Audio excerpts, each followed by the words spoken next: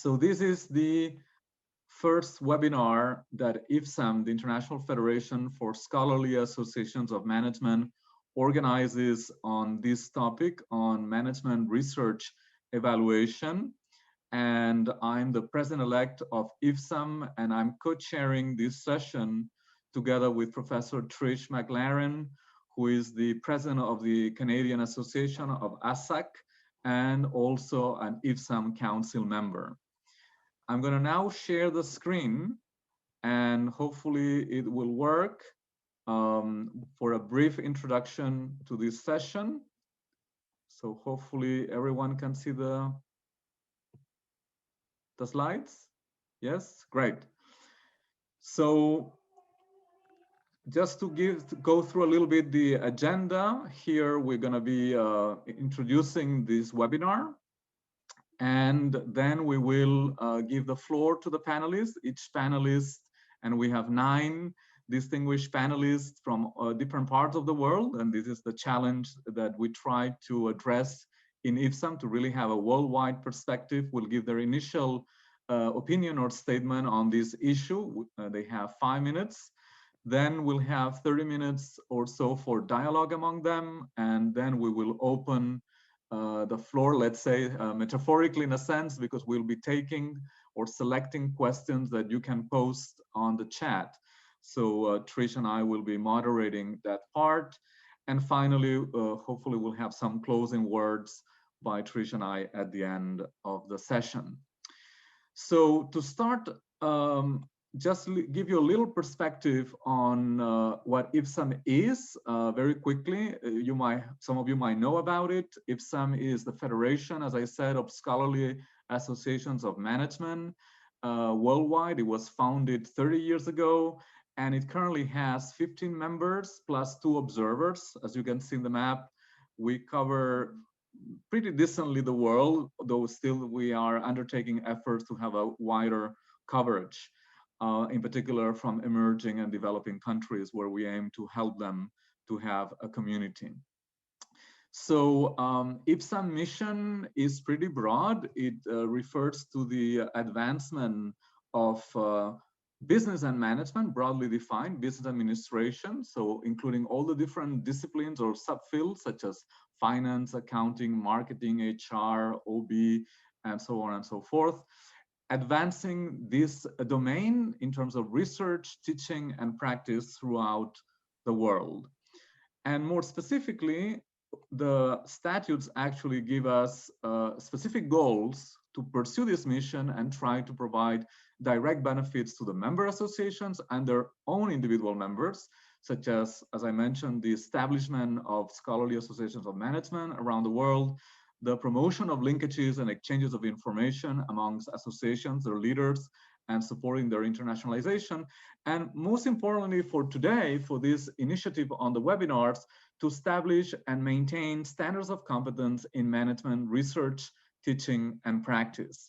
And to fulfill this goal that the mission establishes for the Federation, that's why we decided to launch this series, this webinar series on the topic of management research evaluation, which, as you saw, is basically triggered by the FT list survey that many of us received or got information about through some associations or some editors-in-chief of some journals.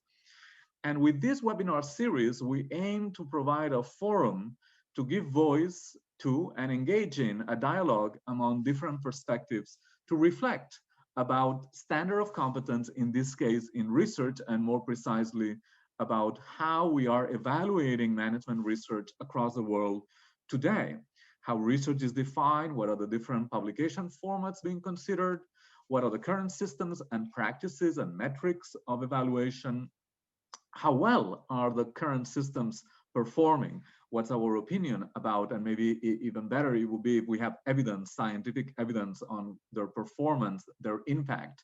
And finally, what are the necessary changes, if any? We have planned 5 webinars, 1 per month starting today. And each of these webinar is supposed to involve a particular stakeholder group.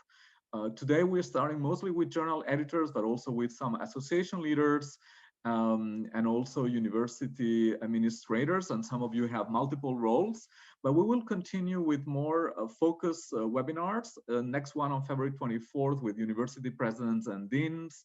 We'll have another one with editors of publishing houses, publishing journals and books in management, and government officers in charge of management research evaluation in April, with the idea of building a cumulative dialogue and insights, which we will reflect in summaries of what we call IFSAM conversation letters, and leading to a closing webinar in May, where we aim to have a representative from each different stakeholder, and finally building up to an IFSAM council position on this such a central important issue in our profession. So just before I give the floor to Trish, just a brief mention on the next webinar on this topic on February 24th. And we have already confirmed panelists, university presidents and deans of management schools, which you can see being displayed in the screen. And we are working on getting representatives from also Australia, China, and the US. So I guess without further ado, I'll give the floor to Trish. Trish? So sorry, I hit the wrong button. Instead of unmute, the whole screen blew up. So it's actually, Andrew's here. Andrew Jack is here. And I think we have Andrew talking next. Is that right, Xavier? That's Xavier? right. Yep. Yep. And so Xavier is going to introduce Andrew to us. Thank you, Trish. So glad to see Andrew with us. Welcome, Andrew. Andrew Jack is the editor for global higher education at the Financial Times, and he is the person in charge of the rankings, and in particular also this initiative of the FT List survey. Andrew?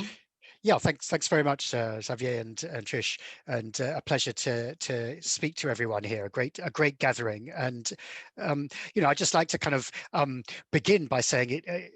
I mean, there was an extraordinary response to our attempt to try to consult and get a sense of issues around how to measure academic output from business schools, and some have interpreted it as a sort of, a democratic or a falsely democratic or an asymmetric poll that will lead by the force simply of vast numbers to this or that journal being included or excluded.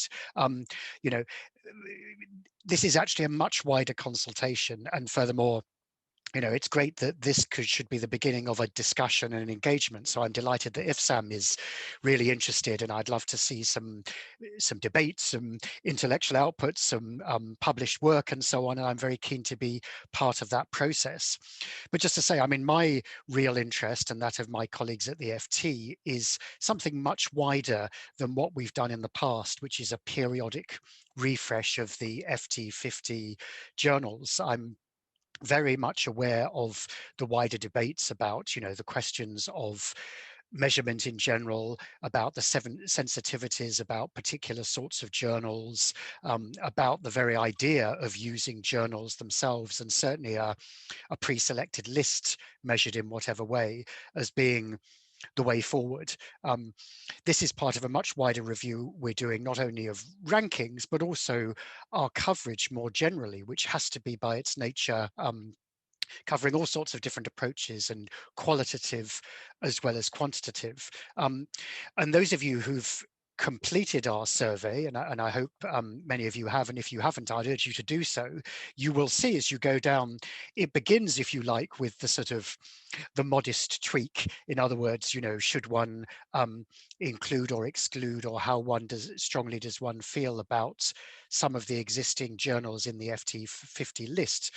But it then goes much wider, because we're interested in capturing a wider range of potential journals that might embrace newer fields like sustainability, for example, about the ideas of being much more interdisciplinary beyond the traditional core domain of business or management schools. And then it goes still wider than that to talk about, is actually academic journal as a sort of benchmark the right way to consider high quality research. So should we be looking at individual articles as opposed to journals as a high-level benchmark? Should we consider citations? We certainly want some sense of academic rigor as being part of the yardstick, but we also want to combine it with the idea of relevance. Let's talk about the ESG factors or the SDGs or societal issues. And I would even distinguish a third one, which is, if you like, reach. In other words, not just the choice of priority of subjects that hopefully has some value for feeding into the big societal debates that we face, but also is it part of a process of translating academic ideas into practice? So are those ideas being produced in places, or are academics engaging with a wider community of business executives, of policymakers and so on, in order to ensure that they're developing ideas that are useful and are then taken up? So of course, that's a hugely complex field to look at. And this survey is part of that process. So to say, let's look at journals, let's look at individual articles, let's look at wider ways to measure academic output that could include chapters and books, case studies, patents, theses, all sorts of forms of intellectual generation. And then let's look at that process of prioritization and dissemination to try to understand the nuances. Now, none of this is easy, of course, but I don't think that should be a pretext for simply putting our heads in the sand and saying we mustn't try to drive new attempts to trigger and stimulate and reward interesting ideas and approaches. That will always involve a qualitative aspect, a judgment case. But I think, particularly in this growing era of big data, there is new potential, new information, new tools that could allow us to, as part of that process, assess more widely rigor, relevance, and reach, as I say.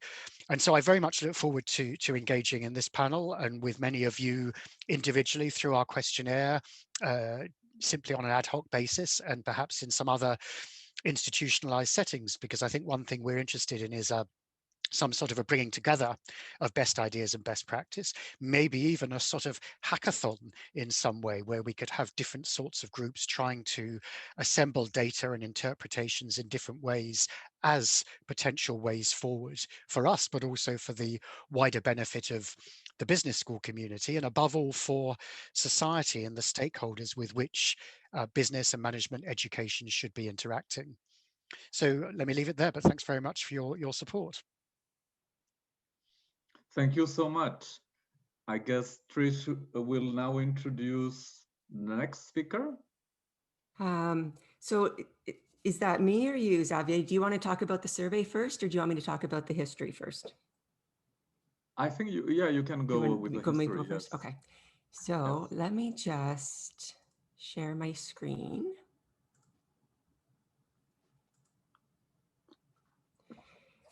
And start my timer. Good morning, good afternoon, good evening, everyone. It's really nice to see you all here.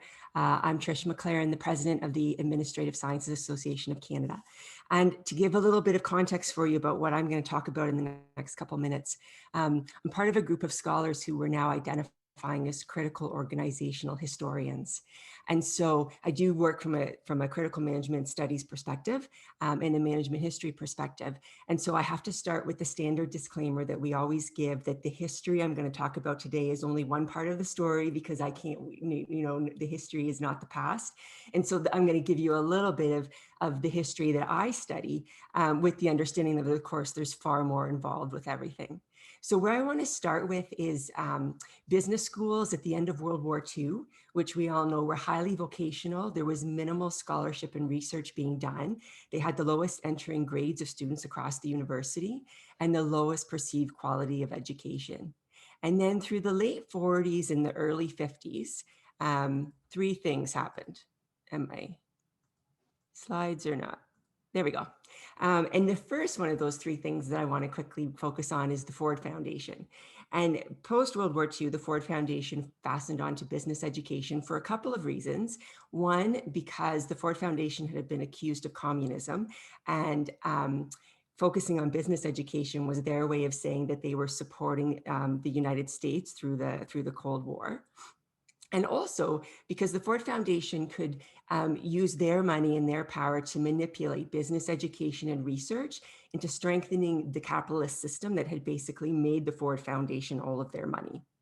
And so there's a lot of really interesting stuff there. We also saw that science became very important in the 1940s and 1950s. Science had been one of the things that had helped the US contribute to the World War, particularly within administration.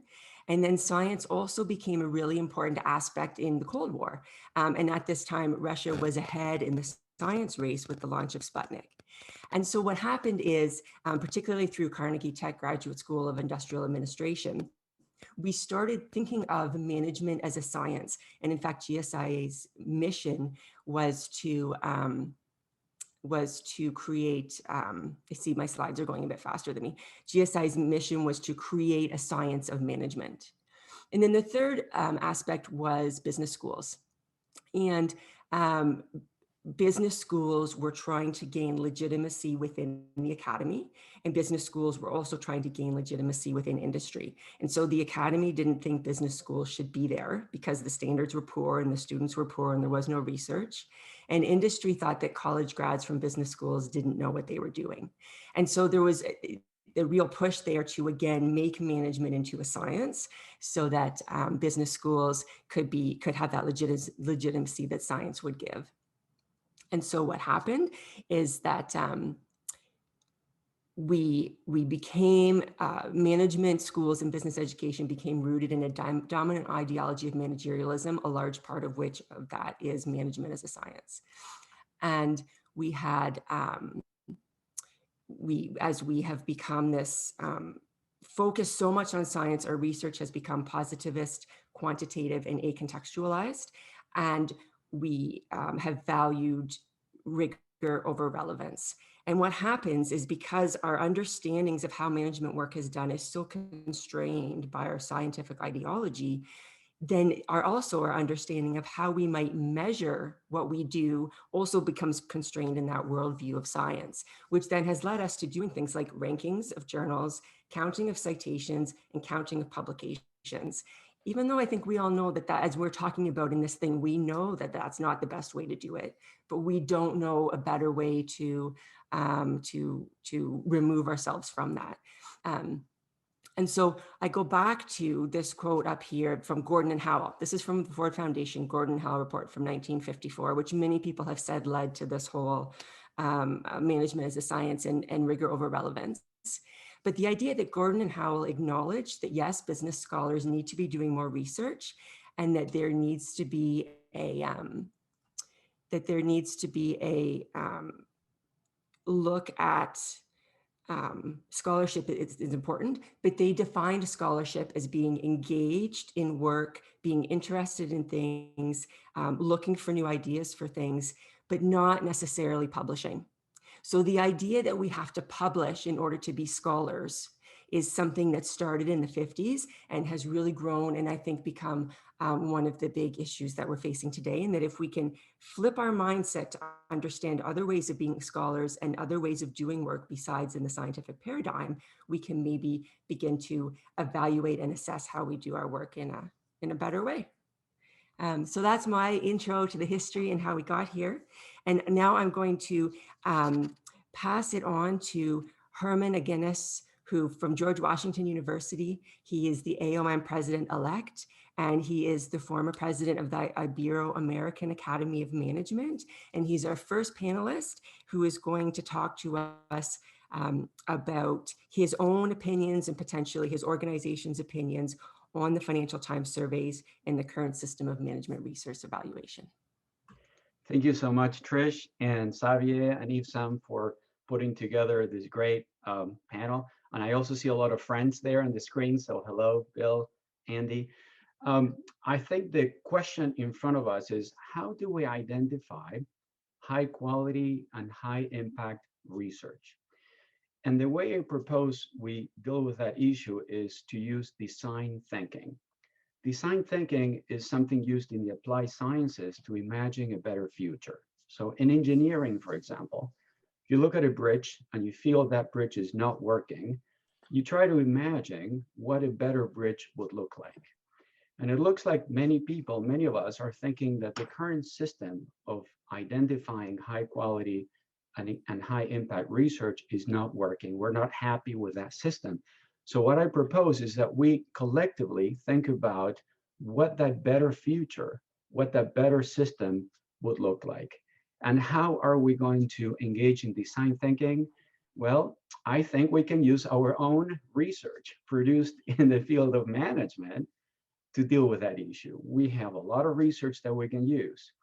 And I think we can think about 3 different topics that will help us get there to imagining what this better future might look like. Number 1, we need to look at the research on performance. What is performance and how to measure performance, and in particular, research performance.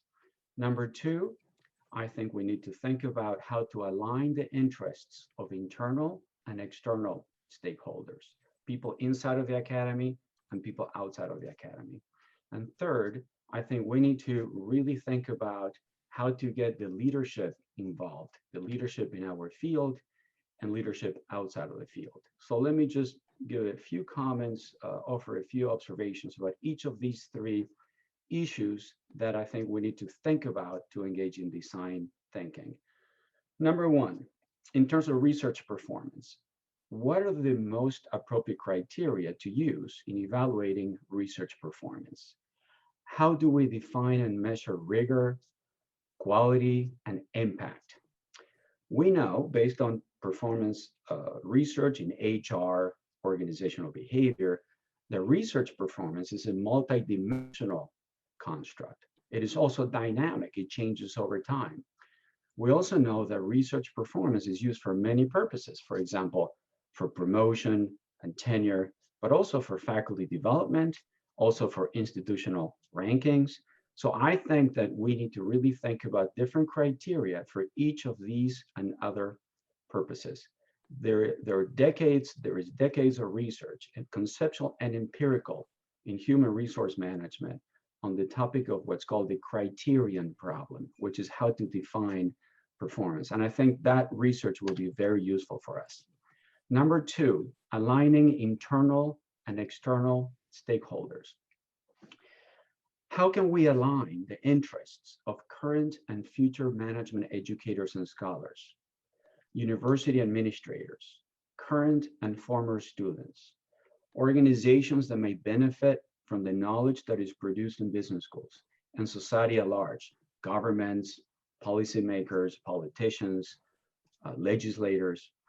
How can we create greater congruence among the goals of all of these stakeholders who are, on the one hand, trying to create new knowledge, and also those who are trying to use that knowledge to do good things, to improve organizational performance, to improve society, to enhance individual well-being? We have a tremendous amount of research on stakeholder theory that can help us understand how value is produced and traded across different kinds of stakeholders concerned with creating a more desirable future for how management knowledge can be produced and used. The third point is leadership involvement.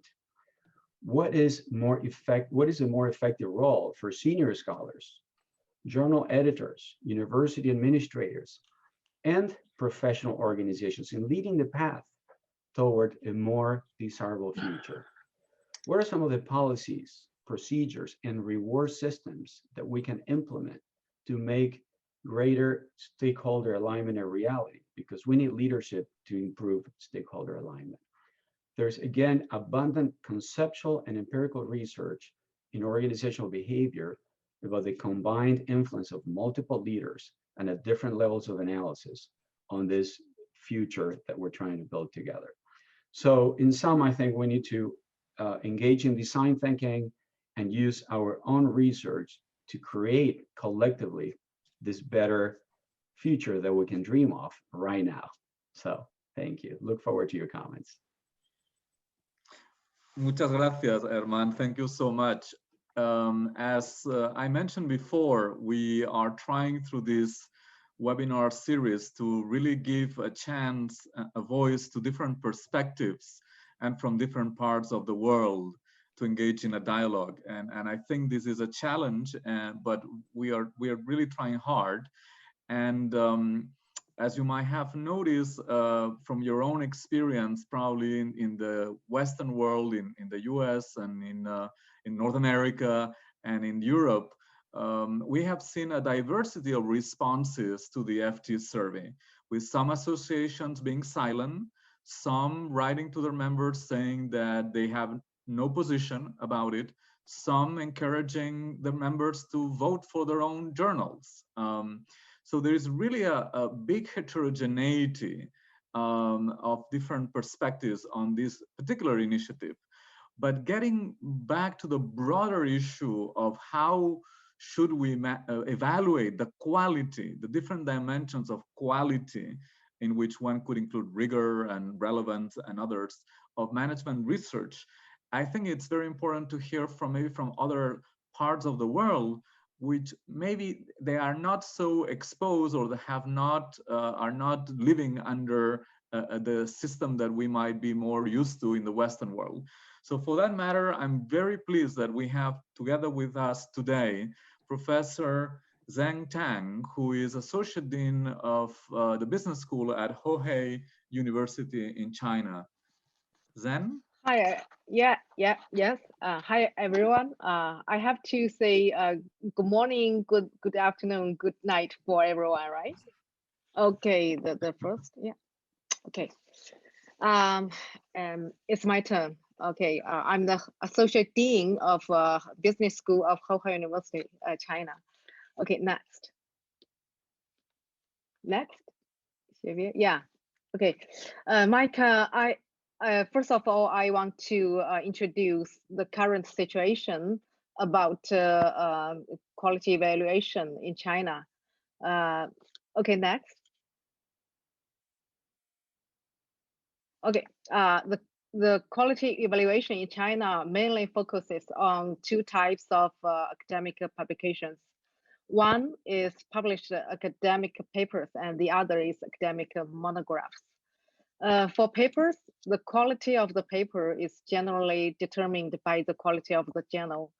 International top management journals such as FT 50, UTD 24, ABS 4-star or above, the papers published in them are still considered higher quality in China. Of course, Science, Nature, and their sub-journals are also considered the leading journals in China.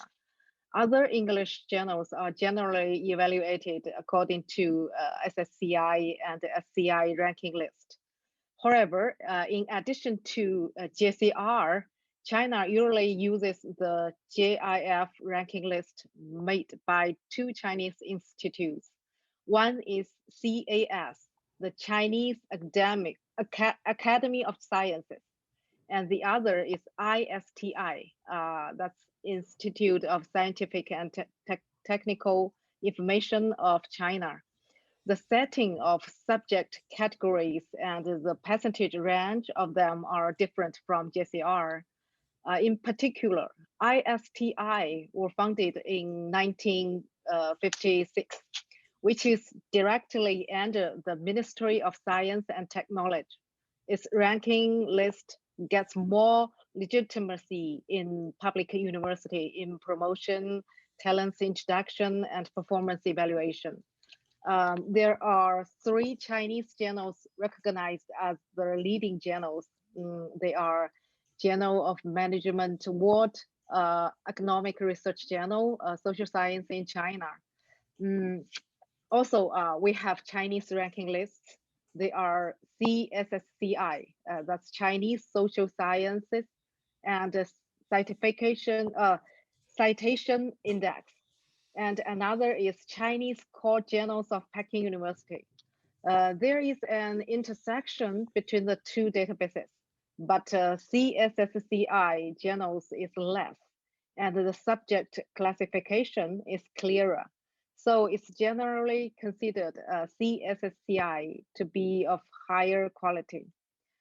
In the past, only good business schools in China have their own catalog of high quality journals and blacklist of journals. Yeah.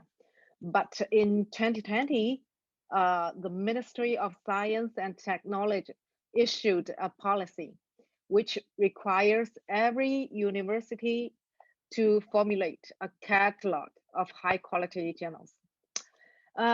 Next, please. Yeah, okay. About academic monograph, there are two ways to evaluate the quality in China. One is through the level of the press. The other is through academic awards. China's National Press and the Publication Administration ranked all presses into three levels. The monographs published by top 100 presses, where they are the first level, are considered to be of higher quality. In China, management monographs can apply for the Ministry of Education or for the provincial government's Research Achievements Award. Each award is received by a panel of experts. It's reviewed, valued a lot of steps by a panel of experts. And the win is a testament to the quality. So next, please.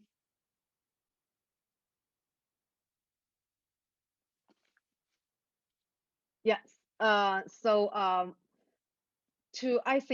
To establish a quality-oriented academic research evaluation system is an urgent need, which is related to whether the academic development can be in a healthy direction. So in my opinion, we can evaluate the quality of management research from three aspects.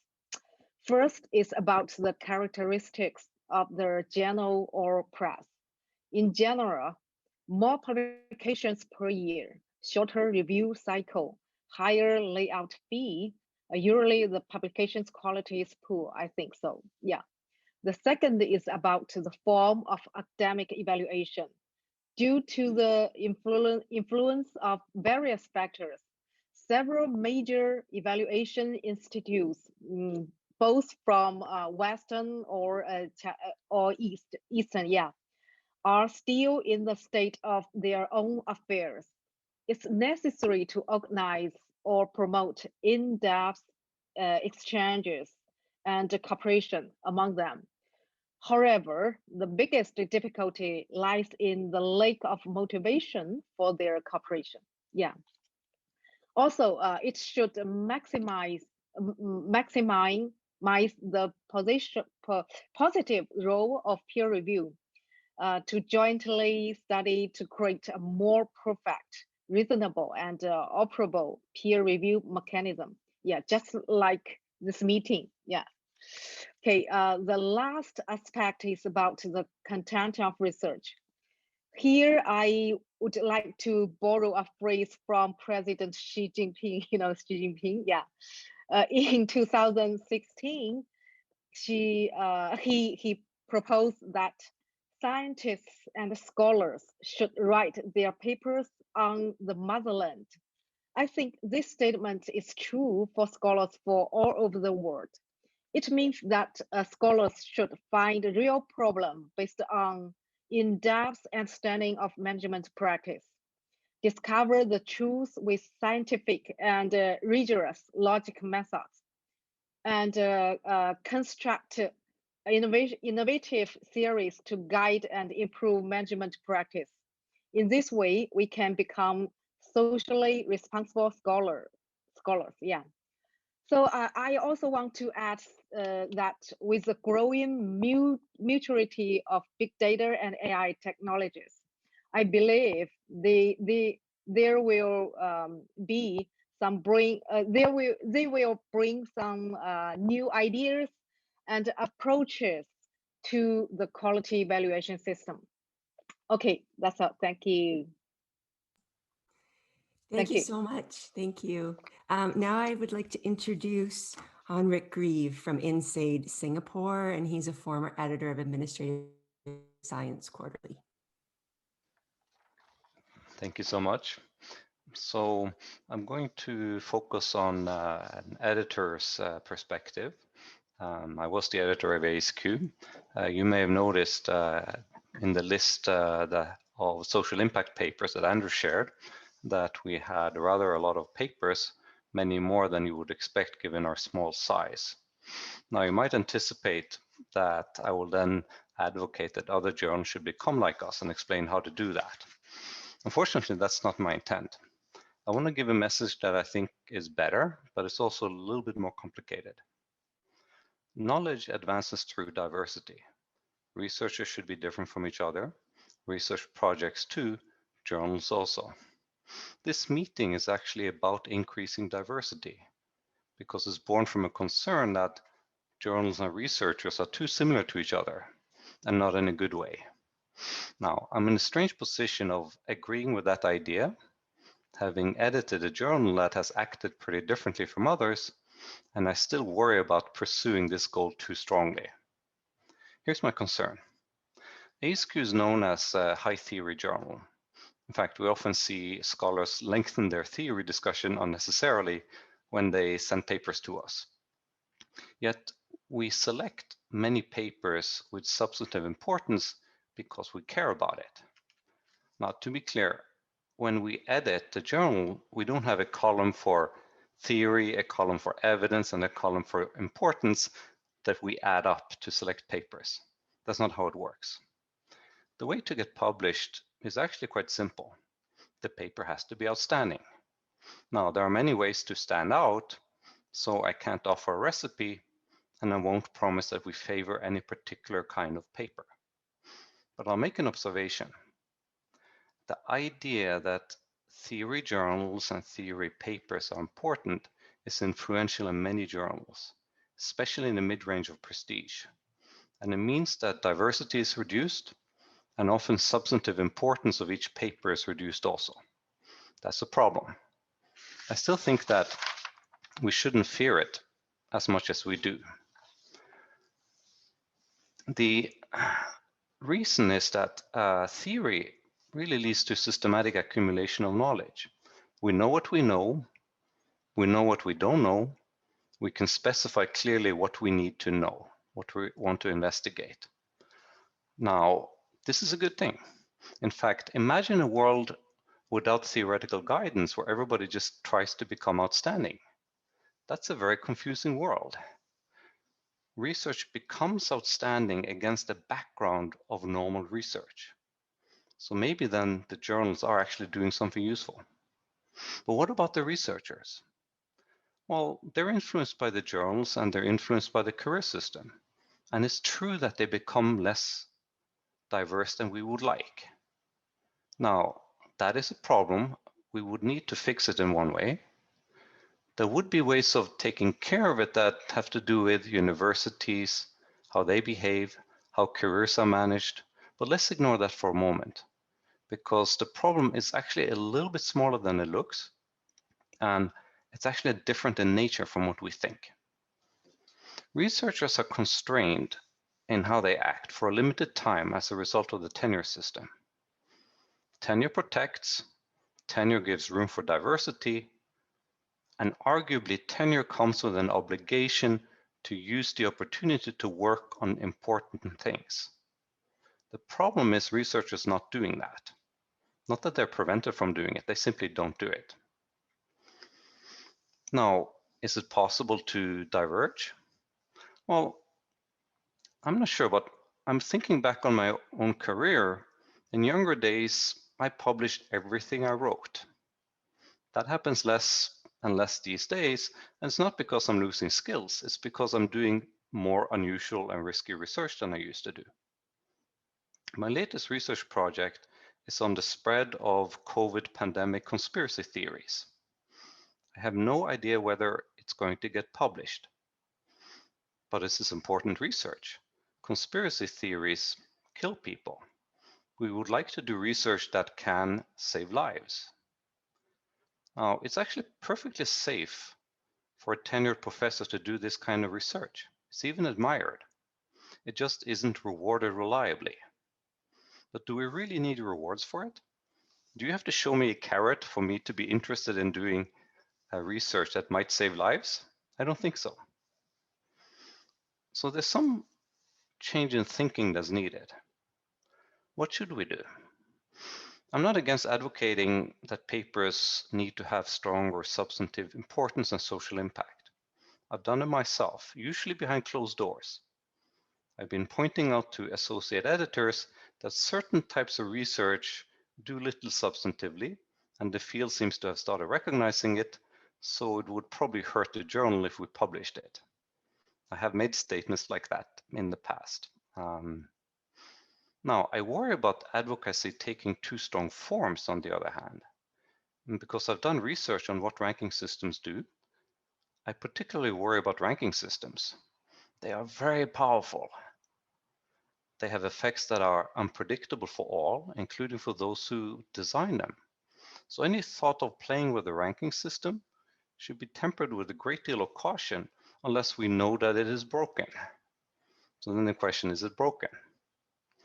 So this is really why I'm giving a slightly complicated message, and I'm not going to give you any solution. I'm just pointing out that there are some pros and cons here that we have to think about. I agree with the goal.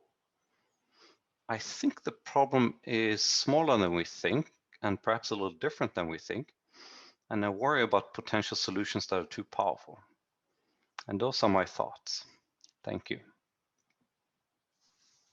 Thank you so much, Henrik.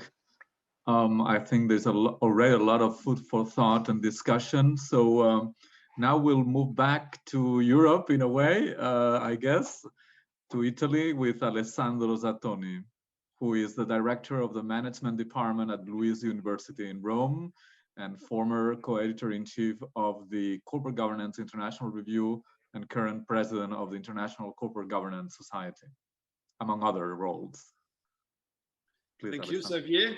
Thank you, everyone. It's a pleasure to join this discussion, very important discussion. As previous speakers said, not easy to provide a definitive answer or an answer to such a big question. I want to tell you briefly a story that probably all of you experienced in the last months. So when I saw the FT, I typically read the FT and Andrew papers, and I didn't find the survey, so I didn't really link in the survey within the column that he writes. But then I received, after a few weeks, several emails by journals, editors, and they were basically promoting their journal on the FT list. And apparently no one mentioned the impact. They just were pumping up impact factor, pumping up the importance of their journal or the field, and they want that I promote their journal in the FT list. So this is the first issue. So there was an intention that probably it was not perceived, and then there was a reaction that was in another direction. So basically, we as a society, we started to think about how to react to this bunch of email. We have members in the society, and luckily we found that Herman took a position on the Academy of Management newsletter, and we built on this position to say that everybody can do what they like, basically, and they have to create the impact of the journal they like based on their own personal assessment. So we didn't took a position to try to recommend any journal or anything among the bunch of journals that we like, but we left them to take the position that they. I would say as academic, we were a bit not very clear which was the intention. So maybe Andrew can explicitly say after this which were the intention. And because in my memory, in the past, they tend to ask deans to express an opinion, while this time they decided for a democratic process. In my view, was misinterpreted by most of the editor journals. As a journal, when I was the editor of corporate governance, I was before becoming editor, I was screening editor. And I want to share another experience with you.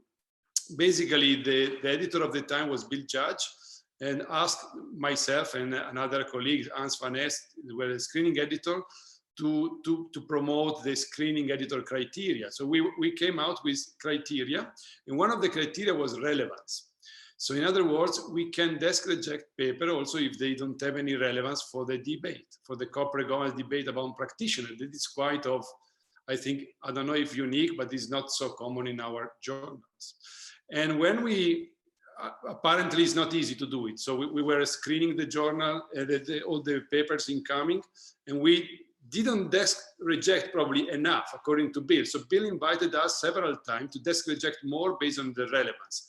And in any case, he really thought and promoted the idea that any paper should have both a practitioner and a theoretical emphasis. I don't know if corporate governance is different from other fields, but probably is something that we may consider also.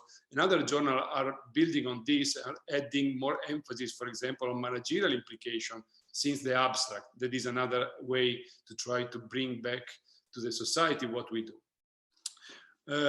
Just other personal experience to share. Our university is trying to move to be sustainable. I read in the FT papers by Andrew that there is an invitation to walk the walk or talk the talk. And so we are now in the top 50 most sustainable university according to Green Metrics. And it is something that we can consider as to promote also this approach within our university. We are hiring scholars that are more and more involved with CSR or sustainability topics. And we are including more and more CSR and sustainability in our career path for our students. This is another thing that we may consider to do if we want to promote this topic or to give more emphasis. Finally, just a few other considerations to share with you.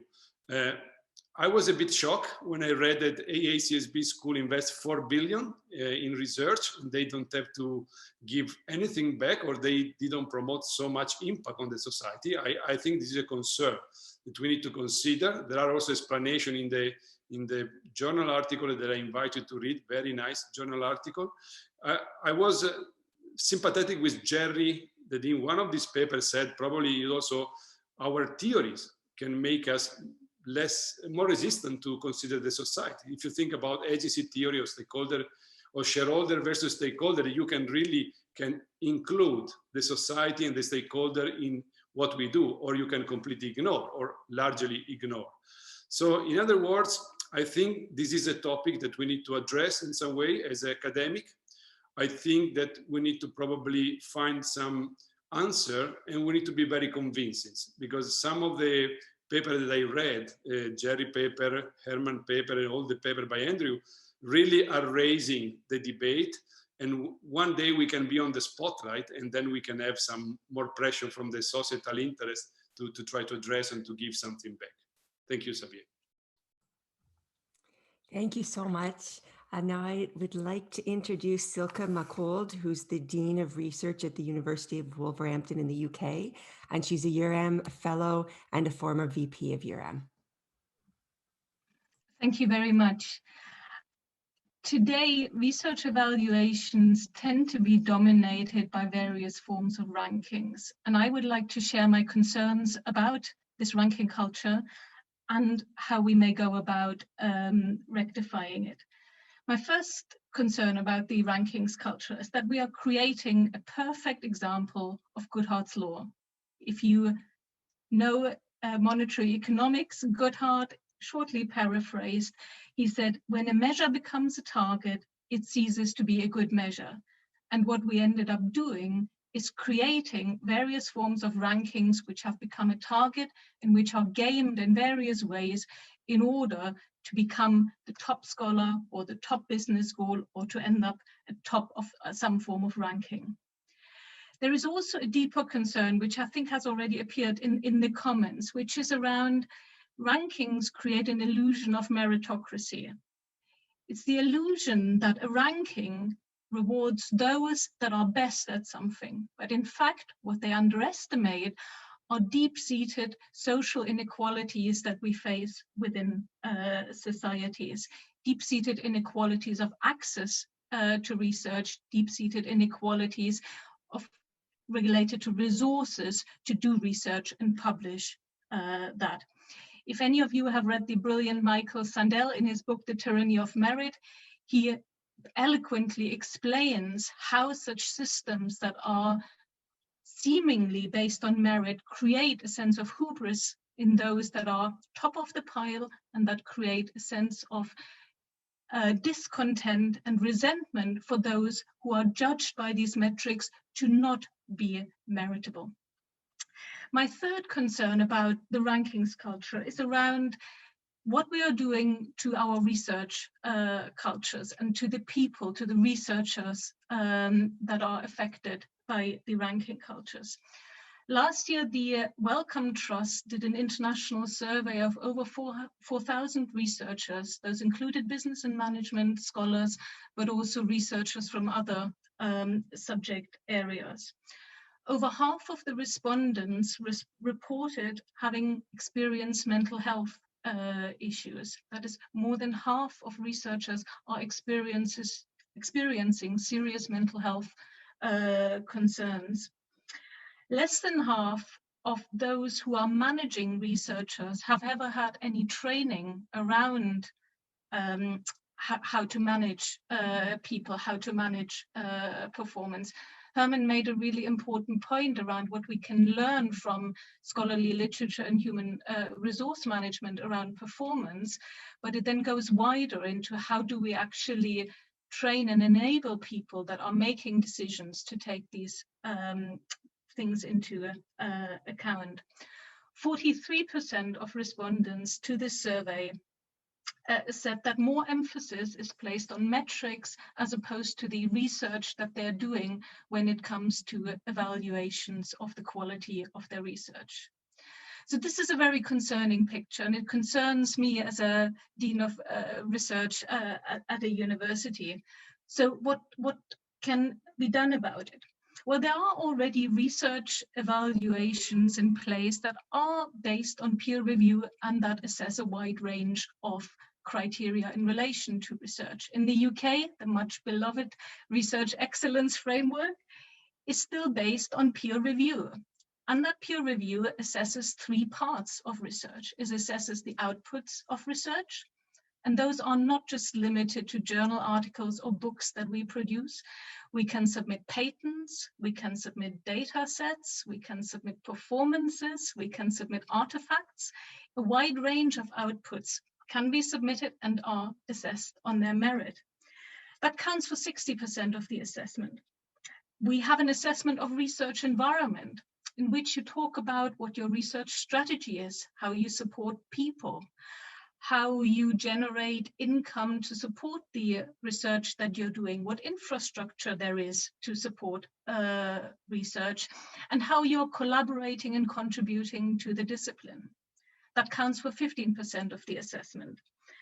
And then we have the assessment of research impact through case studies, which counts for 25% of the assessment. And that is based on a case study of identifying a beneficiary group and then demonstrating what impact, what difference, what change you have made in relation to the phenomenon that you were seeking to address. REF is expensive, but perhaps not as expensive as you may think compared to the cost of the peer review system internationally for journals, for grant assessment, and so on and so forth. There is also some interesting international movements that are trying to improve the quality of research assessment and research evaluation. A really excellent example of that is the San Francisco Declaration on Research Assessment, which has a very active chair, Stephen Curry from Imperial College. And DORA produces a whole number of excellent resources that can be used to change research assessment from having curriculum vitae that list different publications towards moving towards narrative CVs, where you are outlining different contributions towards research processes as well as outcomes that you are producing. Finally, it is really important when we're evaluating research that we are looking at how we collaborate with others to solve problems. Henrik gave a really great example of the research in relation to COVID. But if we really want to tackle societal challenges, and there are many societal challenges that we need to tackle, we need to start talking to others and not just within our own echo chamber. Thank you very much. Thank you so much, Silke. Greatly appreciate it. We, as I was writing in the chat, we already have wonderful questions and suggestions, and we'll take some of them as we move forward into the Q&A, but we still have two panelists, and next is Professor Geraldine Doyle, who is an Associate Dean at her University College Dublin at the Graduate School and also a member of the Executive Committee. And she is the president of the European Institute of Advances of Strategic Management, one of the most important umbrella organizations, probably the most important in Europe, which help many of the academies in the broad field of management to exist. Geraldine? Thank you, Xavier, and thank you to you, Xavier and Trish, for organising this event and inviting me to participate. It's a great pleasure. So building upon many of the points already discussed, and I resonate certainly with many of the points that Herman, Henrik, and Silke have made. So to begin, in terms of the positives, so it is very positive that we are questioning whether the current metrics are indeed reflective of excellence in research, and most importantly, questioning whether they are driving research with a purpose. That is to say, driving research that addresses our global societal challenges that Silke has just mentioned. It is healthy for us to take stock, to review and modify our ways of measurement over time. What once may have been relevant to drive research excellence within disciplines may no longer be relevant in a globalized world where we have global societal challenges that need solving. These challenges cannot be solved through siloed disciplines. Rather, they need interdisciplinary thinking and collaboration, as Silke has alluded to. Many see the current Financial Times listing having a very strong managerial focus. Many argue skewed towards managerialism, as was mentioned earlier, with very few journals adopting a societal focus, with the exception, of course, of the Journal of Business Ethics. So where are the journals addressing sustainability, equality, diversity, and inclusivity, and indeed our global health challenges, each of which can only be addressed through interdisciplinary research? None of these grand challenges can be solved through the lens of one particular discipline. Rather, they require cross-disciplinary thinking and publication, therefore, in cross-disciplinary journals. It is necessary, and it is encouraging, that we are reflecting on the FT listing, as many would argue that academia has become obsessed with metrics, and in some instances, metrics over quality. Many young early career researchers have become slaves to the Financial Times journal listing, becoming obsessed with the what of their research agenda rather than the why.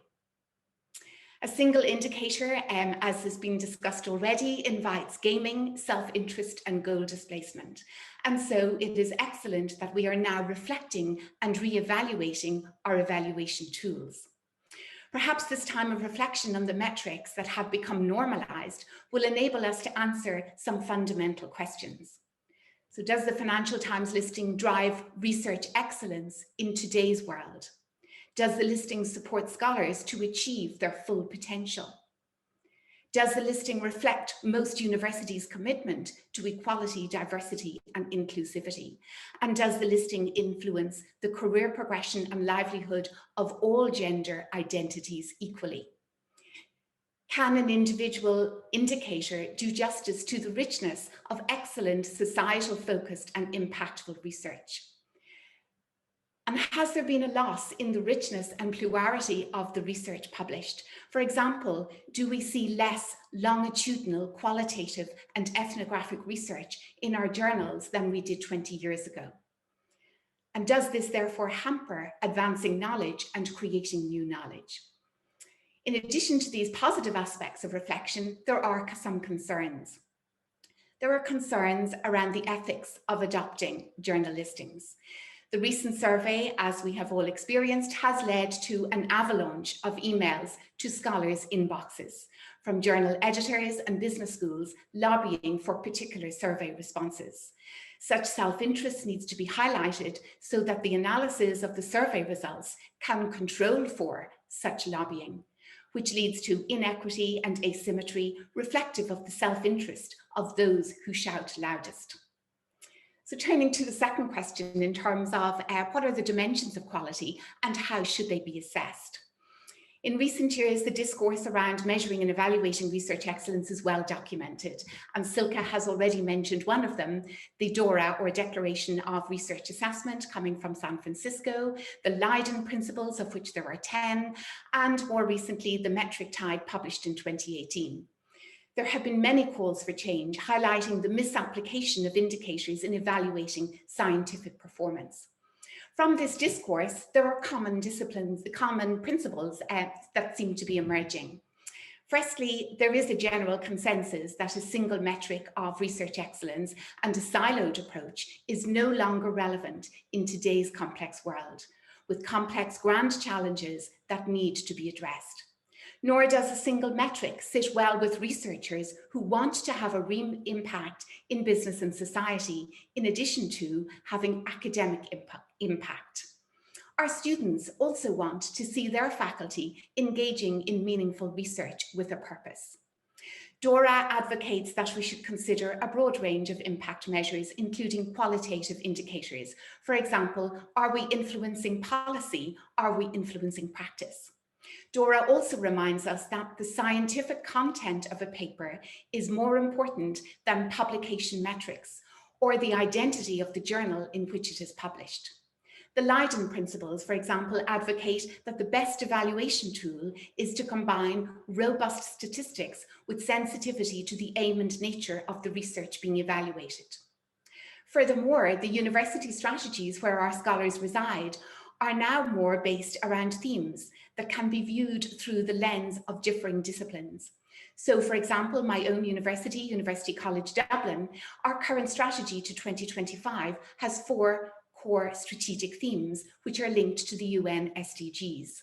Number 1 is creating a sustainable global society. Number 2, building a healthy world. 3, empowering humanity. And 4, transforming through digital technology.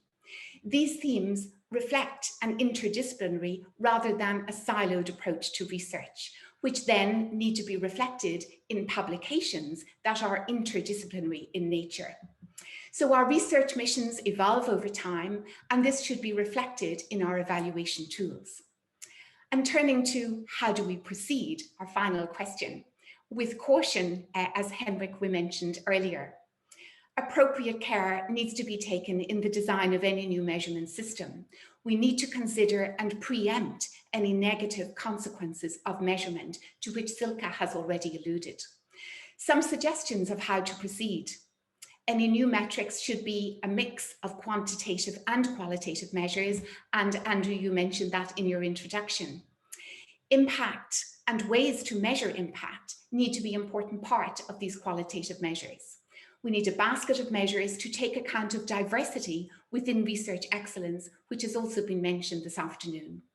And we also need to move from that managerial focus to a societal focus. Our journals need to reflect the multiple disciplines needed to solve our grand challenges. And on a final note, those designing responsible metrics and the responsible use of such metrics need to be fully cognizant of the real power that they wield. They influence values adopted, they dominate our minds, they influence identities, and they distort our behavior, and they have a real influence on the livelihoods of scholars. They determine careers. So there my thoughts. Their thoughts also gathered from speaking with many colleagues surrounding the topic in recent weeks. So thank you, Xavier and Trish, and thank you, everyone. Thank you so much, Geraldine. It was great to hear your thoughts. And I'm happy to introduce now Jerry Davis from Michigan and Stanford Universities in the US, and he's a founding member of the Responsible Research in Business and Management Group. in listening to this conversation, I'm realizing that poor Andrew has a really, really big job. In a conversation last week, I said he was the most important person in business education in the world today, which is just a pretty weighty responsibility for one person. And I think I feel we may be giving him advice that he can't possibly follow. I want to tell you a little bit about RRBM and how we've been thinking about this. So RRBM is a social movement of scholars aiming to change the research ecosystem in business schools to try to encourage work that's both rigorous and useful for society. So we want to see a world that I think of as the Hermann dream world, which is where what is best for an individual scholar's career is aligned with what's best for science and what is best for society. And the FT ranking is really, or rating is really a chance to think about how do we align those metrics. If we could come up with a set of metrics that would do that, what would that look like? And I think manifestly we're not there now. Several months ago, I asked a set of senior scholars, what would they tell an untenured colleague who had a set of R&Rs, but also had some really important insights to share that could help the local business community adapt to COVID? This is not entirely hypothetical. I got scholars at my school who are in this situation. So should the untenured colleague buckle down and work on the R&Rs about multi-armed bandit problems or patent citations or whatever, or should they just pause the publications and help save the local economy? And of course, the answer is go with the R&Rs. You're not going to get tenure by improving the world and by fixing Philadelphia, let's say.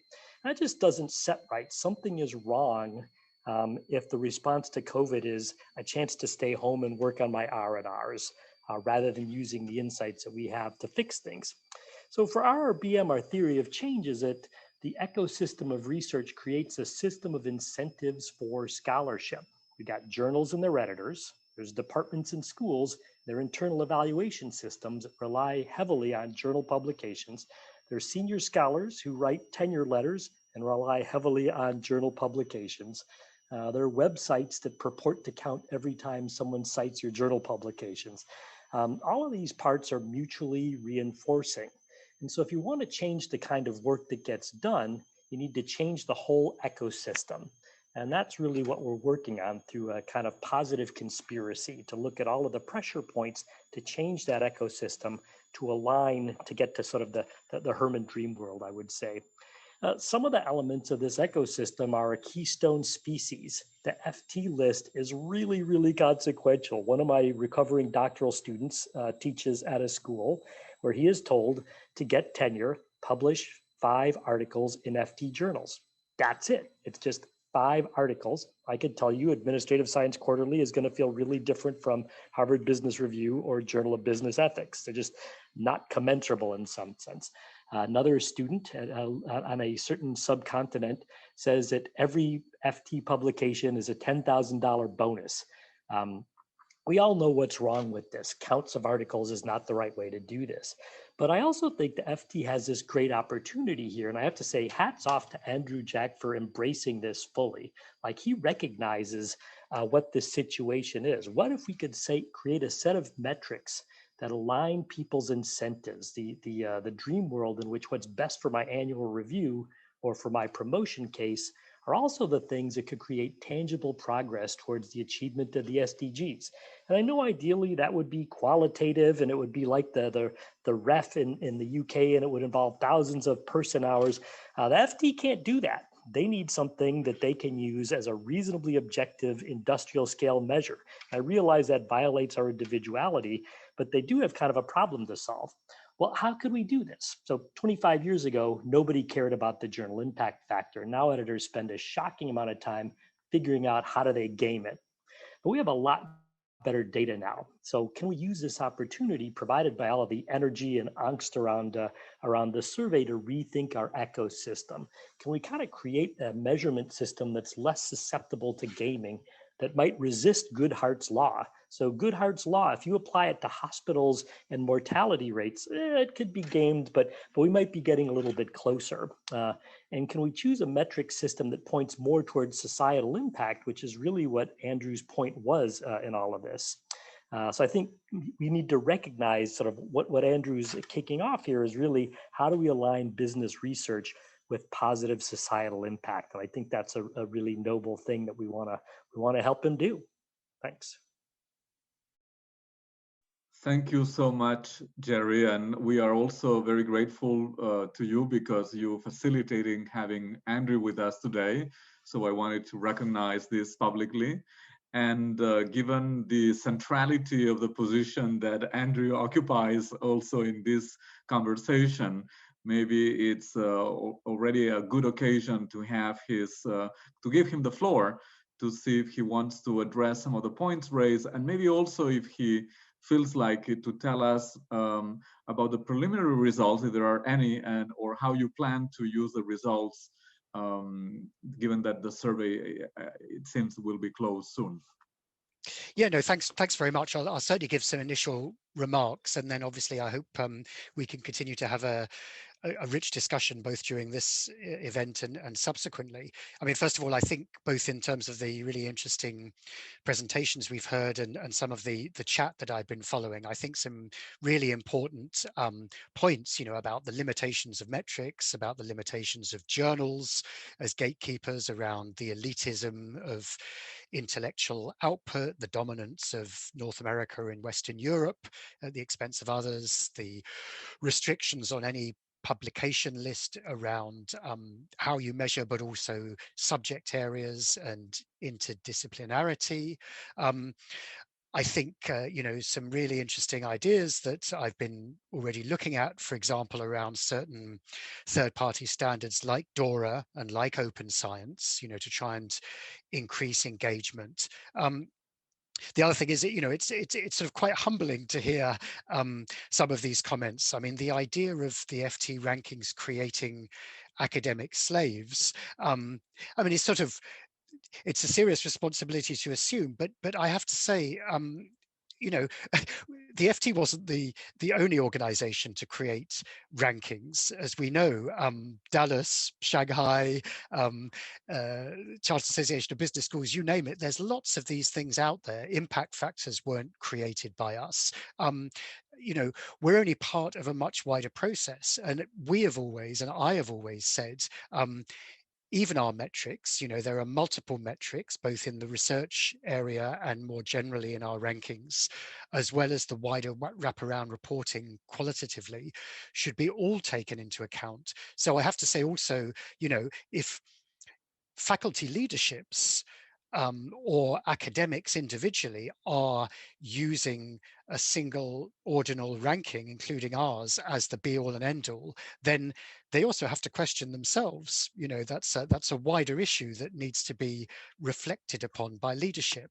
All that said, I do think that we shouldn't use the limitations of an ordinal ranking as an excuse to abandon everything.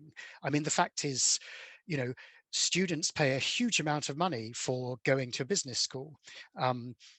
Business schools themselves, partly with external funding and partly, at the very least, with obligations to wider society, also need to reflect on limited resources and how best to use them.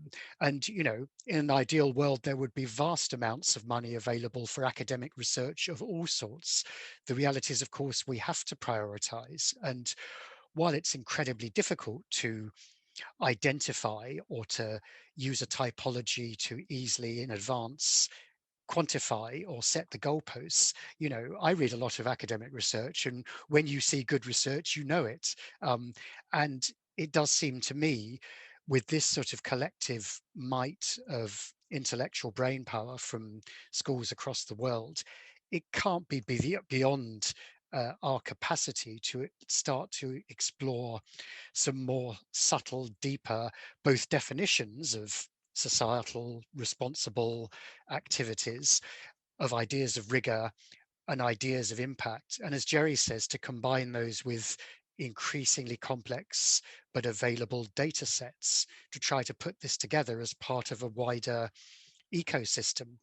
So, I think Herman's point about the idea of design theory, about thinking about what we want to get to, I absolutely agree with. I'd love to see more ideas because, to be honest, very often, one gets a lot of criticism of the status quo, one gets a lot less of any sort of constructive, systematic alternative, about what is feasible, what is possible, what would be useful and could at least in part be quantified as a service to that wider community that business schools engage with. So I'd love to see more ideas around that. And briefly going back to that other point, I mean, I do think I take the point that there are also dangers of change. That said, I do think that the existing approach that we use and others use is too narrow in terms of the range of sources and focus of intellectual output. And so I do think it needs to be broadened. And this is a great opportunity, I think, to explore ideas, technologies, trends, data sets, and see at least how we could make some initial incremental improvements and hopefully kind of work to the good of everybody as a result. Thank you so much, Andrew. I think I would agree with you that indeed the responsibility is obviously not just on FT, on the FT list, and that several actors share a responsibility or could share a collective responsibility. I think we are here in the presence of a collective action problem, and in a field which is very young, the field of management, and as Trish was explaining, it has evolved in 70 years quite rapidly. And I would say in the last 20 years, we have seen this process of institutionalization of a certain model of faculty career through the tenure system, in a system which evaluates research outcome in terms of journal publications, and then institutionalizing lists or rankings, not just one. And the issue, though, is that I guess FT is a very central and powerful actor compared to us who are individuals in different positions, but still just individuals. Although we have two bodies, one is AACSB, I guess, and the other is IFSAM, who maybe could help in the collective action. But I think we face a collective action problem to really have change, and good change, hopefully. Maybe it's time, given that it's 4:20 already, it's PM Central European time. So we have 40 minutes left for our conversation today, but as you know, we'll have more conversations coming in the following months. Maybe we could get to this issue through the questions that we got and some suggestions. And I would like to start giving the floor, if she wants to. I can also read the question. But Madeline Barrows, the Chief Executive Officer of the British Academy of Management, I think raised a very interesting question or sets of questions. Madeline? Okay, hello everybody. Sorry, I put down a few questions that I know are circulating in our environment. So I'm going to focus on one of them really, which is the problems of embedding inequality and lack of diversity within lists. And I fully take the points that have been made by others and Henrich, that to some extent this is our problem and we need to solve it.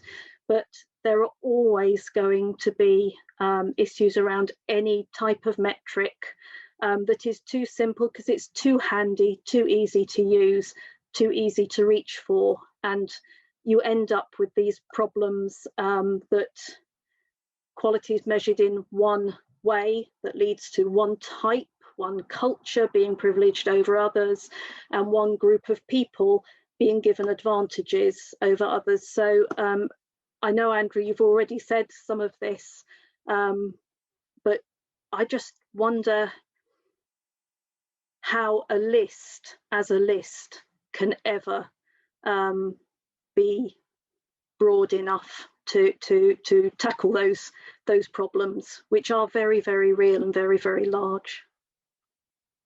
Do you want me to come back directly, or should you want to take? I don't know how you want to do it, or do you want to anybody really? Yes.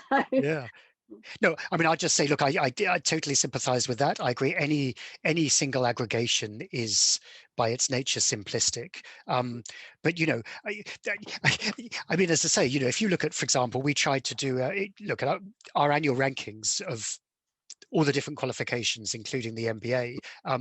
Yes, there's an ordinal list because ultimately we want to be able to make an initial judgment of the sort of, well, a mixture of the things that we consider important overall, and obviously the subset within that of things that are feasible to quantify. You know, we provide all sorts of provisos around that, including increasingly I've tried to sort of encourage people to look in tiers or groups of schools rather than individual, you know, the difference between number 1 and number 3. And we provide underlying data. So if you're more interested in, you know, price points in geography, in gender diversity, in the research area, you know, you can drill down and get to that data point. And even those multiple points of data are just the starting point for a series of conversations. So, you know, yes, there are huge imperfections. Inequity and inequality, of course, is a huge one. But, you know, again, I think we can't be expected to solve the problem on our own. As you say, it's a kind of much wider institutional issue. But I do think quality as a benchmark is fundamental. You know, I do think there are certain absolute standards we also have to think about. Not everything is relative. And I say we should only be part of a wider dialogue. But I think, you know, there is a subset of data that has some value. And I would like to see, you know, in the future research rankings that would be much more nuanced, of course, where you could dig down whether you want rigorous, you want relevance, whether you want supply chains or you want inclusion. You know, all of that complexity should be able to be available, but we need also tools and data to help in that process of sifting, because there's so much stuff out there that somehow we have to help to guide people as a starting point, at least, but it should be the starting point of a journey. I just wonder whether perhaps there's a wonderful leadership role here for the FT to play in saying a list is perhaps the wrong way, and perhaps some sort of something that doesn't involve drilling down, that people can easily see that groupings might perhaps be a way forward. Anyway, just a thought, but thank you very much. You're welcome. I think that last question that you raised, and I see also Bill's hand raised, so we'll get to you, Bill. Don't worry. I think the links very well with Andy's Van de Ven question in the chat. I don't know, Andy, if you want to raise it, voice it, or I can do that. You can feel free to raise it, but it's a pretty straightforward question. Why try to homogenize the world with one global ranking system?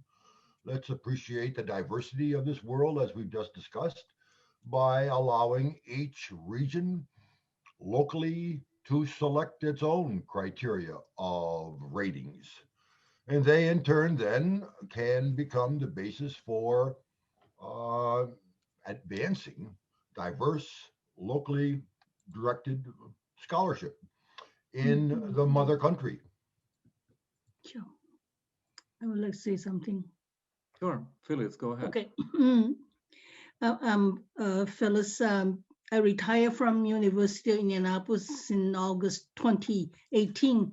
And before that, I established University of Indianapolis Press, and I was the executive director for the press for over 10 years.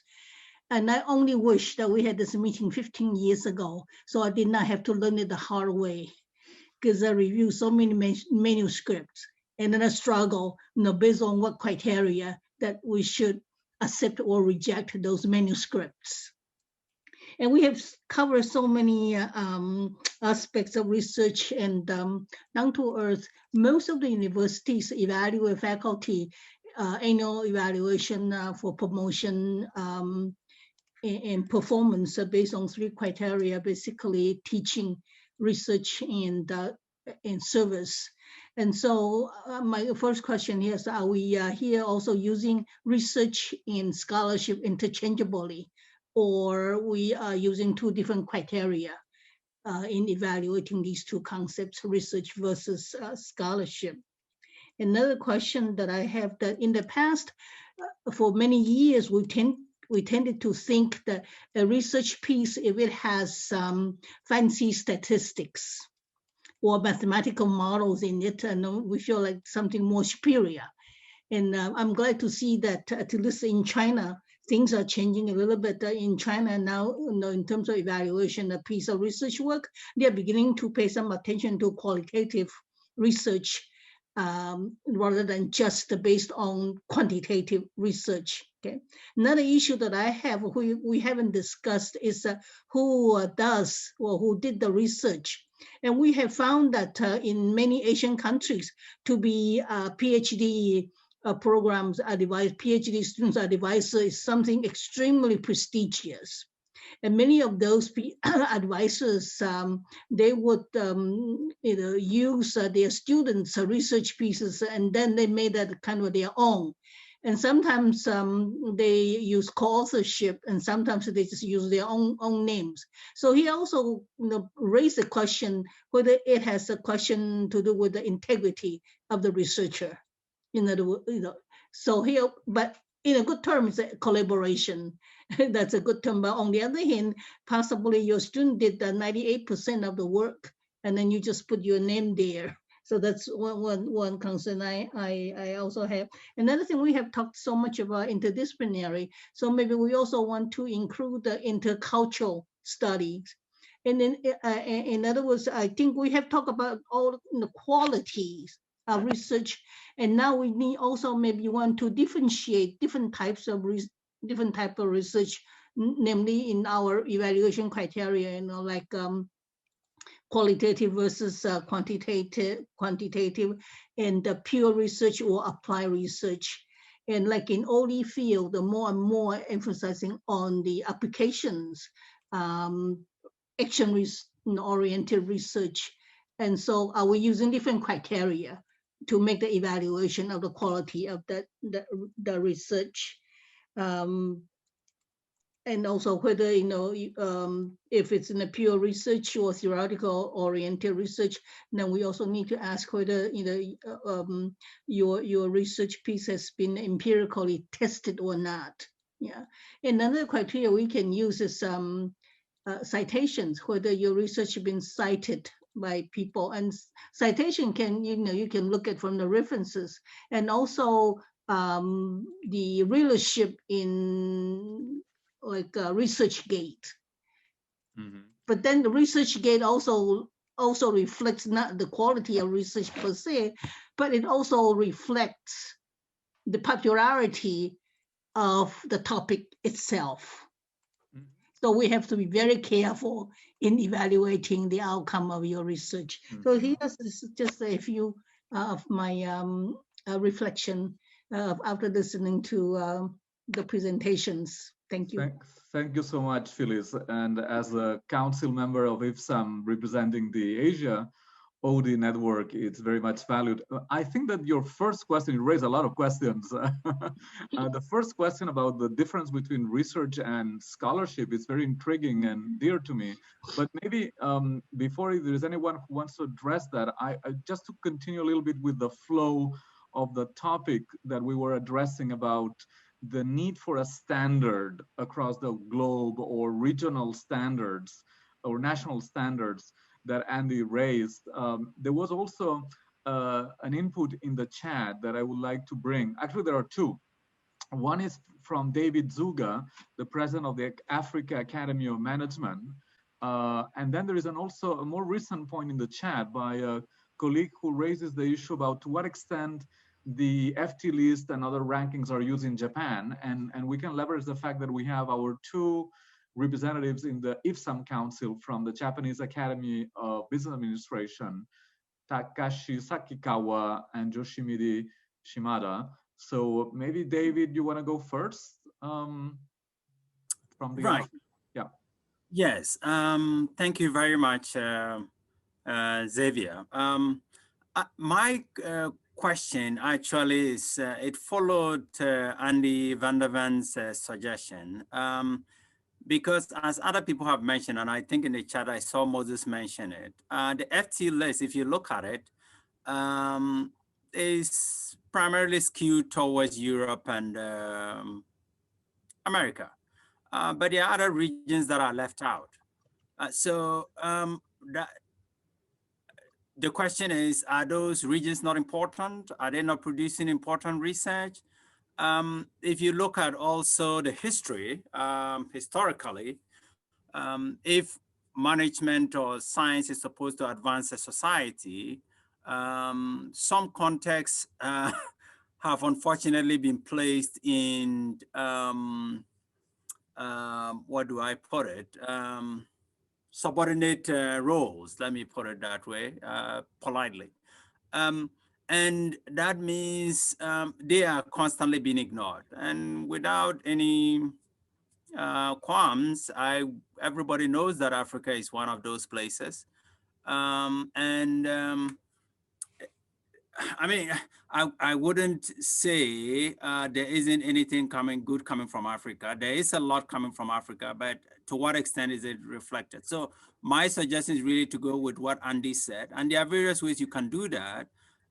If you really want to make it a fair process, such that all regions are represented fairly, without any domination or without any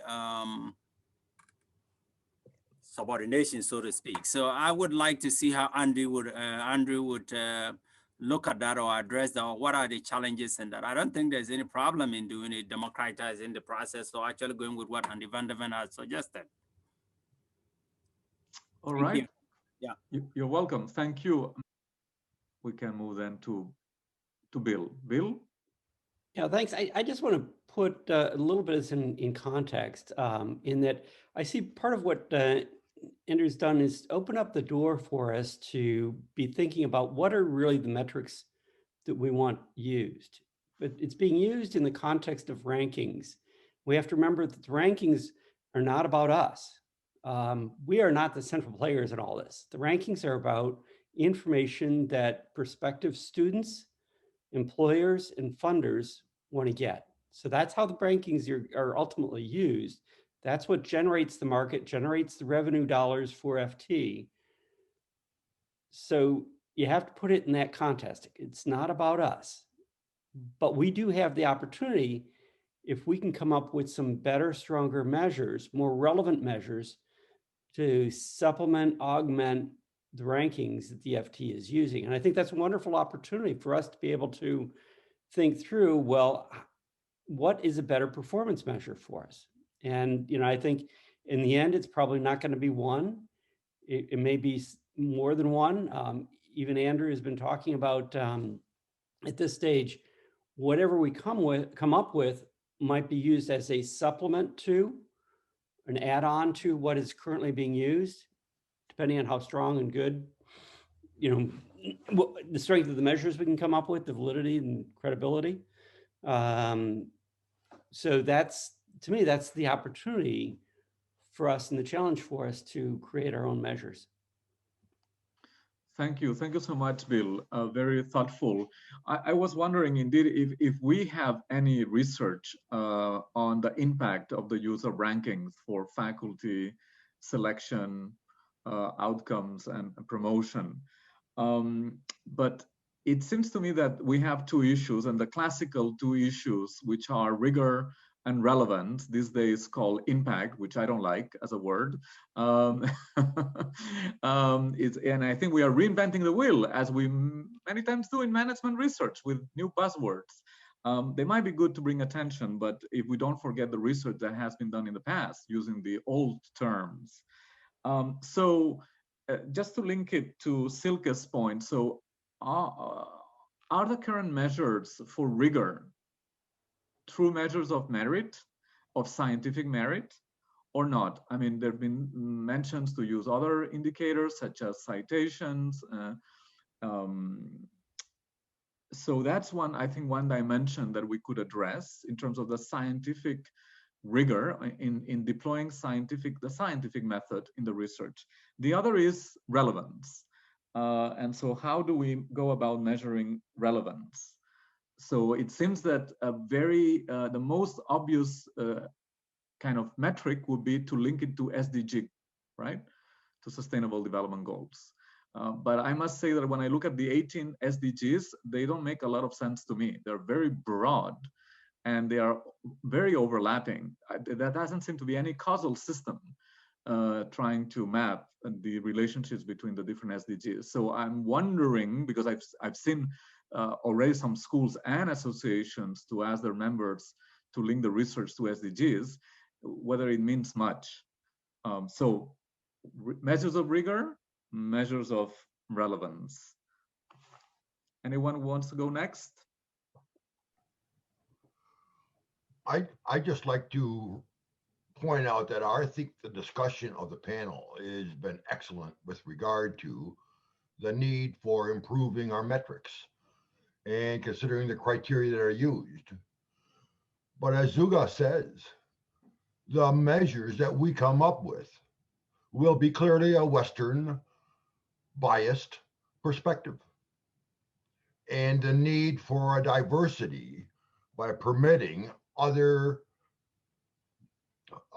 regions to select their own criteria so as to advance knowledge as they deem is needed in their particular region is a critical move for increasing the diversity of knowledge in our society. Because by and large, we are creating a homogenized view of management, which enables, pardon me, not enables, it inhibits the evolutionary growth of knowledge. We all know that line breeding is deleterious to subsequent offsprings, and that's what we are producing. Thanks. Thank you so much, Andy. But I think indeed that the problem is that the emulation and that illusion of meritocracy that Silke was referring to, right? And we have seen it in Europe. That's why Europe has adopted some schools.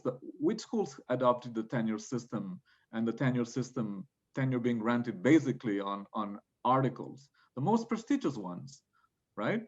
So probably the same will happen in other parts. We see it already happening in China, happening in Latin America. So probably it will also happen in Africa for the schools which are more prestigious or want to be more prestigious. So I'm afraid that this drive for high status is very much helping the diffusion of the current Western standard.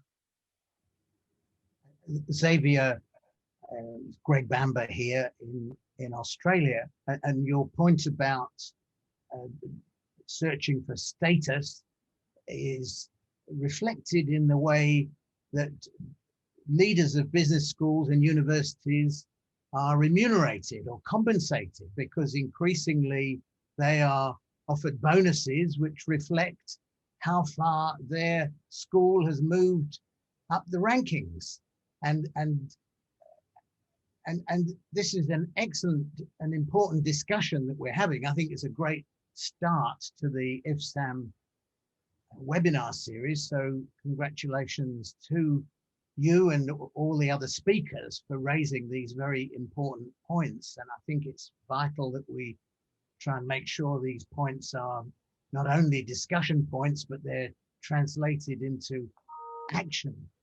And just reflecting in conclusion, your comment, Xavier, about we need to do research on this. I think it is very important for us to do so, and on an international basis.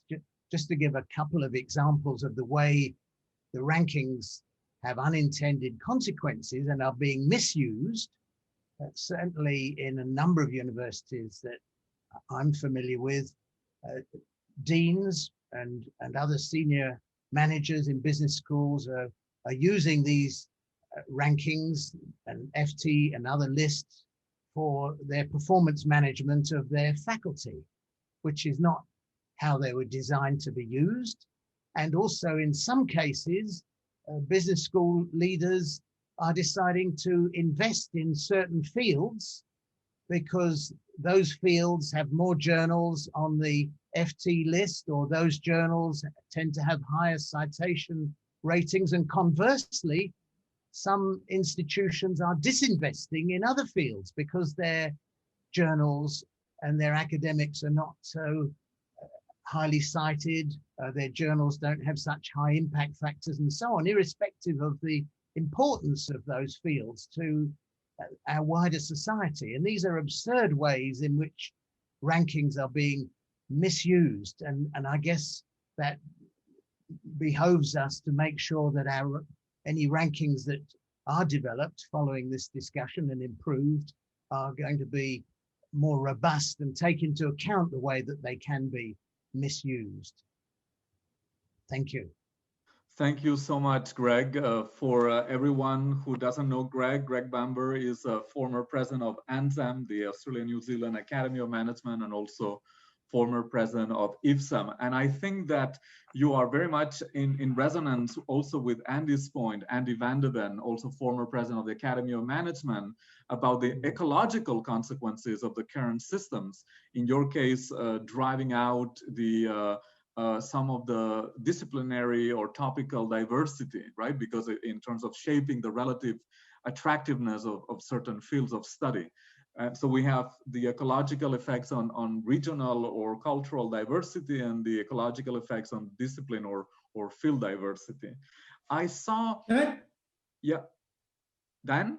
Yes, please. Can I just chime in a little bit, Xavier? I'm building on the last two comments, where I think, in some sense, instead of beating up on Andrew, is in large measure the problem is ourselves. And I wonder if you as association leader to challenge deans of faculty, deans of research who have basically used the list for a convenient substitute for reading and thinking, which might potentially be part of their job and their mandate. And so I do think there's sort of, you know, this is a really valuable conversation, but back to the Herman talking about various stakeholders, I really think it's the appropriation of the list by critical actors who are, again, as Greg just noted, you know, using it as a convenient mechanism for performance review. So I think it might be useful to think about, you know, as leaders of these kind of institutional bodies, perhaps to offer some perspective and push back to university administrators who, again, have kind of appropriated this as a convenient Weberian faux meritocracy simple solution to what is actually a really complicated job that they have, and avoiding the more difficult activities of thought, effort, and subjectivity. And so I really do think there's a really, again, just the same issue, but perhaps we need to focus on a different audience as much as we really very important role that I think this community can offer. These schools are searching status and legitimacy. And if IFSAM says this is not the pathway to that legitimacy, it kind of maybe potentially can pop that bubble. Absolutely, absolutely. And that's actually why at IFSAM we have programmed a series of webinars dealing with the different stakeholders. And the next one is on February 24th, same time, 3 p.m. to 5 p.m. Central European time, with university presidents and deans of School of Management, including the rector of Bocconi in Milano, the chancellor of Middlesex University in the UK, president of BAM, the vice president of the Carthage University in Tunisia, and president of the Accounting Association, Tunisian Accounting Association, and Jérôme Kabir, who is with us also today, who is the Director General of the French Foundation for Management Education. And we're trying to get a Chinese and Australian and a US representative, by the way. So we definitely plan to do that on February 24th, and also later on with publishers of editors of publishing houses and government officials. So I think I'm very happy to hear that we are trying to do the thing that you have in mind. Indeed, it's a collective action problem, and there are some actors who have more power than others. Some are more concentrated, like the publishing entities, like Financial Times. Others are more fragmented, like us in particular, right? Members of academies, but also the deans, who might find also a collective action problem, although there are bodies such as AACSB, which unfortunately I didn't know is meeting also the board on February 24th. So that's one of the issues we are having with scheduling for US deans. But before, we still have 10 minutes, and I see Henry's hand raised, and I'm aware of that, but I also saw, maybe before getting to Henry, I would like to give the floor, if she doesn't mind, to Anna Grandori, to Professor Grandori. Anna, are you still there? Yes, I am still there. Also in a place, I might move to a place where I have a stronger connection if you give me the floor. Sure. Yeah, I wrote has been a very good discussion, mixing already some interesting and innovative proposal, even like generalized ranking, generalized accreditation without ranking, or the observation that I have made. I don't know if you have seen. I have put just in the chat. Is that we should. I think the journals are overloaded by function. So the main problem, we can develop better measure of performance, but if we focus only on measure of performance and how to measure in a more balanced way, the problem is performance of what? Some have already noticed that the evaluation of the person, researcher, or the evaluation of the research or the output are very different. The big problem that I think maybe is one of the major forces that led to the bias in this generation is to use journal as personal evaluation tools. There is too much weight on that. So study some form of separation of the process of career evaluation and human resource evaluation and the evaluation of the growth of knowledge. So some differentiation. Otherwise, we have the very same journal, in particular, the highly classified, that inevitably become distorted. They are overload of functions. Okay. Thank you. Thank you so much. Your point is very well taken. As a former editor of the Journal of Management and Governance and incoming editor of also EMR, I know that Geraldine has to leave. So thank you, Geraldine, for being with us. We really appreciate it, and we look forward to having you in the next webinars. Good luck with your meeting. It was a pleasure. So I don't know if someone wants to react to Anna Grandori's point. Can I please make a quick point related to that? Please. So I'd like to repeat my pitch for using our own research in solving our own challenge, much like when we consult with companies and when we teach our MBAs. It is true that management is a very young field, but psychometric theory, which is about creating measures, is very, very old. The Journal of Applied Psychology published its first issue in 1917. So World War I was going on, and these people are publishing in the Journal of Applied Psychology.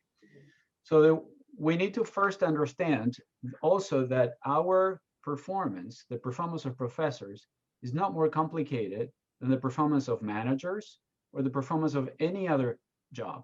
For example, for a manager, could you create measures that are comparable for a marketing manager versus an operations manager? Or the HR manager within a company? Or can you create a same one metric that will be equally useful for managers within an entire industry, so that you understand and you can rank all managers in one single industry? So the challenges we're facing in terms of defining performance, measuring performance, and how to use performance are certainly not unique. They're not unique, and there's a huge amount of research on performance management. Measures are not valid on their own. They're valid based on how they are used. If you use one measure for one purpose, it could be valid, and the same number for another purpose is completely non-valid. We also need to think about the measure and the level of analysis. A measure used to evaluate an article, maybe individual citations for an article, may not be the same measure that we use to measure the performance of an individual, the performance of a journal, or the performance of an entire university, or the impact that that research is having on the outside world. So The issue of incentives, motivation. I mean, on the folio of rewarding for B, well, asking for A, that is a classic thing. And the saying that deans can't read, but they can count. So for all these things, we have a tremendous amount of research in performance management, motivation, leadership, psychometric theory. Really, if we look a little deeper into our own theories, we can create models. We have proposed a couple of models. One of those just published in the International Journal of Hospitality, Contemporary Hospitality Management, in which we talk about how administrators and researchers can enhance the impact of their research, different things they can do. We also published a paper, sorry to refer to our work, but we've been working on this for a decade very passionately in academic management, learning, and education on how to create a portfolio approach to measurement, which is what we do when we measure competencies of managers or any other job, where you include different kinds of measures for different kinds of purposes. So I will stop here, but of course I am subjective because one of my domains is measurement and HR. So I do believe there are many theories in those domains that can be very handy for us. Thank you again, IFSAM and Xavier and everyone else for wonderful comments today. It was very informative. Thank you. You're welcome. Thank you. So I also wanted to point out that there are some comments in the chat on drawing from other disciplines and looking at how other disciplines deal with this issue, which probably we should do more. But Henrik, before we get to the closing words, please go ahead.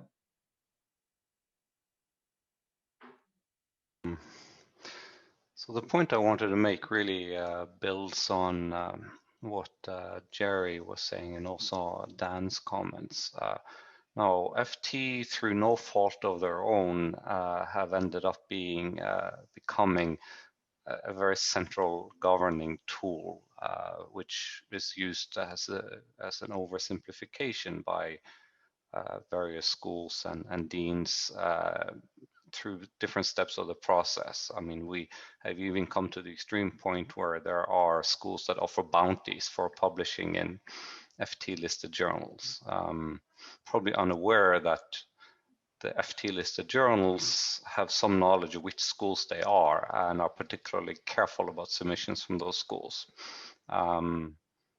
because rewards lead to misbehavior.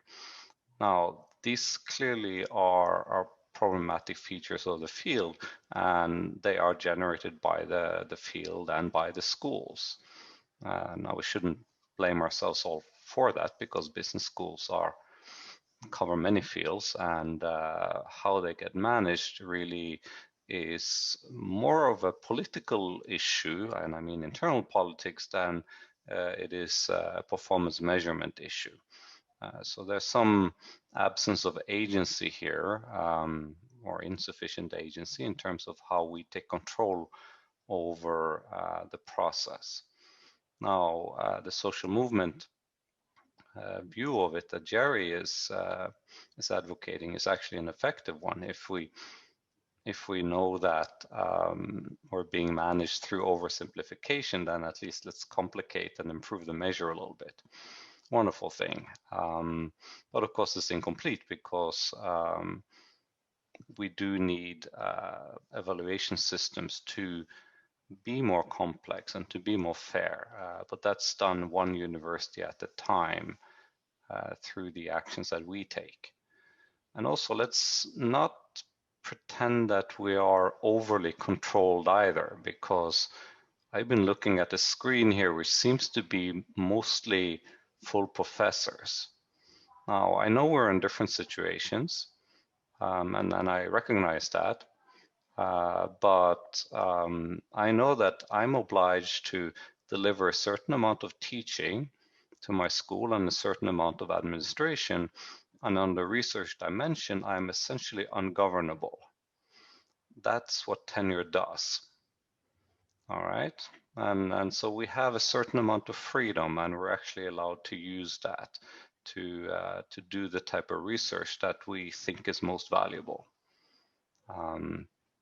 It's okay to complain about the measures, but post tenures is probably you can approve the measures for the benefit of your juniors, but don't complain too much about how it affects you, all right?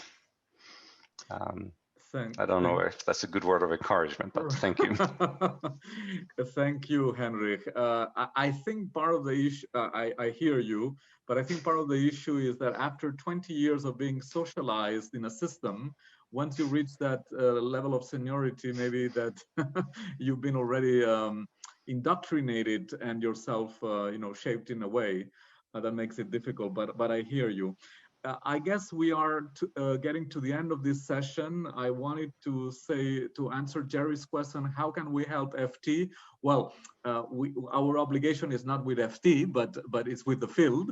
But I hope that through this webinar series in the next 4 months, we'll have one each month, and concluding in May, we aim at IFSAM to actually generate a position paper, a position statement, recapping and summarizing the discussion. So hopefully that will be of some help. I think that many ideas on diversity in fields, regional diversity, risk-taking by senior folks, and other issues have been raised today. So maybe in closing, and I guess I'll do that on behalf also of Trish, given the time constraint, if she allows me. I would like first to thank you all so much, and the panelists, for having prepared for this session. I know that 5 minutes is very short time for a position in such a complex and critical issue. And thank you to all the participants for their inputs in the chat and in the conversation. And maybe also raise the issue that sometimes it seems to me that we forget that one of our main contributions is, as educators, we actually base our teaching content usually on textbooks, which are the synthesized summaries of what we have found in research.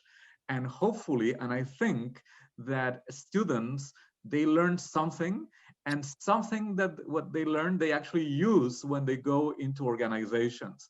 So I think we shouldn't forget that our research is actually contributing to society, broadly speaking, through our teaching, because we actually teach what the field knows, right? Synthesizing textbooks. So maybe textbooks might be another thing to actually take into account.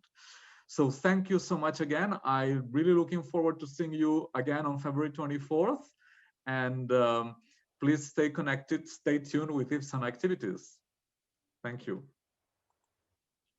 Thank you.